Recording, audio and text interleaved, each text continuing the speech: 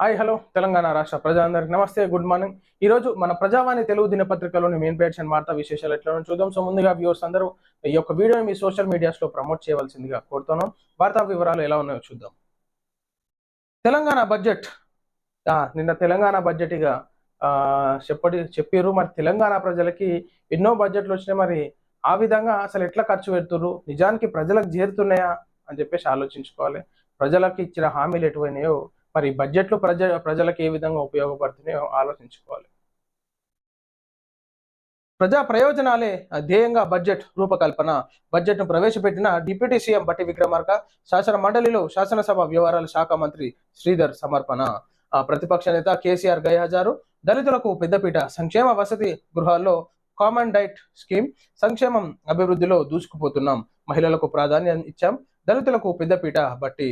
మరి దళితులకు పెద్దపీట వేస్తురా, అసలు పీటనే లేకుండా చేస్తారో ఒకసారి ఆలోచించుకోవాలి. ఇక్కడ దళితులకు పెద్ద పీట అంటున్నారు. మరి దళితులకు పీటలు ఎక్కడ వేసిరు, ఏ పాటు టికెట్లు ఇచ్చిరు, ఏ పాటు నియోజకవర్గాలలో ఎమ్మెల్యేలుగా మరి టికెట్లు ఇచ్చిరు, ఎంపీలాగా ఎట్లు ఇచ్చినారు, మరి మంత్రి పదవులు ఎట్లు ఇచ్చినారు, పెద్దపీట ఏ చేసినారో ఒకసారి బట్టి విక్రమార్క గారు చెప్పాలి. ముఖ్యమంత్రి రేవంత్ రెడ్డి గారు మీరే చెప్పాలి. దళితులకు పెద్దపీట అని చెప్పేసి ఇంత పెద్దగా చేస్తున్నారు అక్షరాలు. దళితులకు పెద్దపీట వేసిరా, అసలు పీటనే లేకుండా చేసిరా, ప్రజలు కూడా ఆలోచించుకోవాలి. కోట్లతో తెలంగాణ బడ్జెట్ ఆర్థిక మంత్రి బట్టి విక్రమార్క శాసనసభలో ప్రవేశపెట్టారు. రెవెన్యూ వ్యయం 2,26,982 కోట్లు. మూలధన వ్యయం 36,504 కోట్లు. వ్యవసాయ శాఖ 24,439 కోట్లు. పశు సంవర్ధకం 1,674 కోట్లు. పౌర సరఫరాల శాఖ 5,734 కోట్లు. విద్యారంగం 23,108 కోట్లు.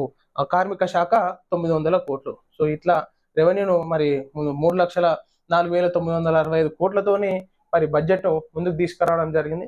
మరి ఏ శాఖకు ఎంత పెట్టిరో ఇట్లుంది ముచ్చట. మరి ప్రజలకు ఎట్లా చేరుతాయి, దాన్ని ఎట్లా డెవలప్ చేస్తారు తెలంగాణ రాష్ట్రంలో చూసుకోవాలి కదా. రాష్ట్రాలకు మూటలు మోసిందే మీరే, బీఆర్ఎస్ కు సీతక్క కౌంటర్. ఇతర రాష్ట్రాలకు మూటలు మోసింది కేటీఆర్ అని కేసీఆర్ మాటలు తీసుకున్న వారంతా ఆగమయ్యారని మంత్రి సీతక్క ఆరోపించారు. అప్పుల గురించి కేటీఆర్ మాట్లాడడం మిలీనియం జోక్ అని పేర్కొన్నారు. రాష్ట్రాన్ని మోయలేనంత అప్పుల కుప్పగా మార్చింది బీఆర్ఎస్ ప్రభుత్వం అని అన్నారు. వాళ్ళు అప్పులు చేసారు, సరే ఇప్పుడు మళ్ళీ కాంగ్రెస్ పార్టీ కూడా అప్పులు చేస్తుంది. అది మొత్తం ప్రజల మీదే పడుతుంది. ఎవరు వచ్చినా అప్పులను ఆపేటటువంటి పరిస్థితి లేదు.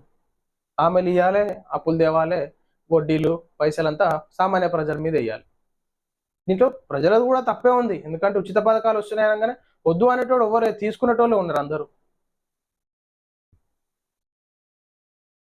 సంక్షేమం అభివృద్ధి సమతూకంగా బడ్జెట్. మంత్రి పొంగులేటి.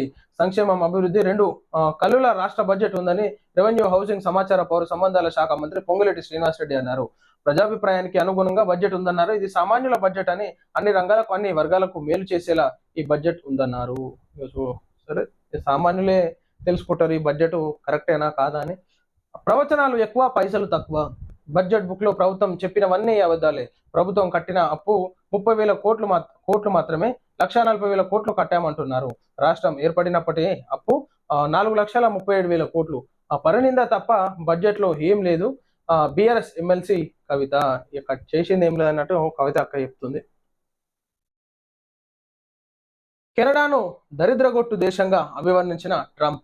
కెనడాపై మరోసారి ధ్వజమెత్తిన ట్రంప్ కెనడాతో వేగలేమని వెల్లడి. కెనడాకు ఏటా $200 బిలియన్ ఇస్తున్నామని స్పష్టీకరణ. అందుకే కెనడా 51వ రాష్ట్రం అంటున్నామని వివరణ.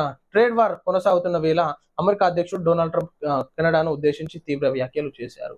తెలంగాణలో McDonald's global centre. America multinational సంస్థ మెక్డొనాల్డ్స్ తెలంగాణ ప్రభుత్వంతో కీలక ఒప్పందం కుదుర్చుకుంది. కంపెనీ విస్తరణలో భాగంగా హైదరాబాద్ లో మెక్డొనాల్డ్స్ ఇండియా గ్లోబల్ కార్యాలయాన్ని ఏర్పాటు చేయనున్నట్లు ప్రకటించింది. మెక్డొనాల్డ్స్ గ్లోబల్ ఇండియా ఆఫీసును 2,000 మంది ఉద్యోగాలతో ప్రారంభించనుంది.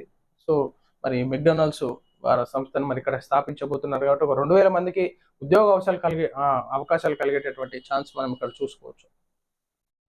ఎస్సీలకు జరిగిన అన్యాయాన్ని సరిదిద్దుతున్నాం. ఎస్సీ వర్గీకరణ తొలి అడుగు. ఎస్సీ వర్గీకరణ చేసిన తొలి రాష్ట్రం మనదే. విశ్వవిద్యాలయాలను వీసీలుగా అవకాశం ఇచ్చాం. రేవంత్ కు కృతజ్ఞతలు తెలిపిన ఎస్సీ నేతలు. సో ఎస్సీ నేతలు కూడా ఆలోచించుకోవాలి. ఇంకా మీరు రిజర్వేషన్ పొందాలి, ఖచ్చితంగా మీరు అన్ని కోటాల్లో మంచి స్థాయిలో ఉండాలని చెప్పేసి కోరుతున్నాను. ఇది ఇయ్యంగానే మనం ఎగిరి గంతులేస్తే ఇంకా తొక్కేటటువంటి పరిస్థితి ఉంటుంది కాబట్టి రాజకీయంలో కూడా మంచిగా ప్రజలందరూ ముందుకు రావాలి. మంచిగా కలిసికట్టుగా ఏకతాటిపైకి ఉండి మీరు ఖచ్చితంగా గెలుపొందాలని చెప్పేసి కోరుతా ఉన్నాను. గేట్ రిజల్ట్ 2025 ఫలితాలు విడుదల. Graduate aptitude test engineering result విడుదల ఇవాళ మధ్యాహ్నం అధికారులు ఫలితాలను విడుదల చేశారు. పరీక్ష రాసిన అభ్యర్థులు ఈ వెబ్సైట్ లో ఫలితాలు తెలుసుకోవచ్చు అని చెప్పి రిజల్ట్స్ రిలీజ్ అయినాయి. సో తెలుసుకోవాల్సిందిగా ప్రజలు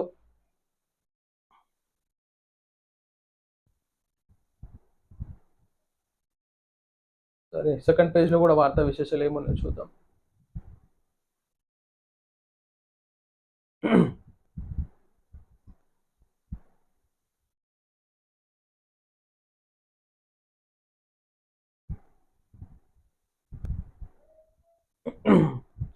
సో ఈనాడు మరి బడ్జెట్ ప్రజలకి కోట్ల రూపాయలు వచ్చినా కానీ మరి ఆ కోట్లు ఏమవుతున్నాయి, ఎటు పోతున్నాయి? రాజకీయ నాయకులకే బడ్జెట్ అయితే సామాన్య ప్రజల గురించి బడ్జెట్ అని చెప్పేసి మనము ఆలోచించుకోవాలి. సో ప్రజలారా ఇది మరి ఈనాడు తెలంగాణ రాష్ట్ర వ్యాప్తంగా ఉన్నటువంటి విద్యార్థుల సమస్యలు అయితేనేవి, నిరుద్యోగుల సమస్యలు అయితేనేవి ఖచ్చితంగా ఈ ప్రభుత్వాలు దాన్ని నిర్వీర్యం చేస్తున్నట్టుగా కనిపిస్తోంది. ఈనాడు ధర్నా కార్యక్రమాలు కొనసాగుతున్నాయి. సో ఖచ్చితంగా ప్రతి ఒక్క దానిపైన ఫోకస్ పెట్టి ఈనాడు తెలంగాణ రాష్ట్రం అన్ని సమస్యలకు పరిష్కారం చూపాల్సిందిగా కోరుతున్నాం ప్రభుత్వాలను. సో ఇది ప్రజలారా మనం చూస్తున్నాం మన ప్రజావాణి తెలుగు దినపత్రికలోని మెయిన్ పేజ్ వార్తా విశేషాలు. అందరికీ నమస్తే.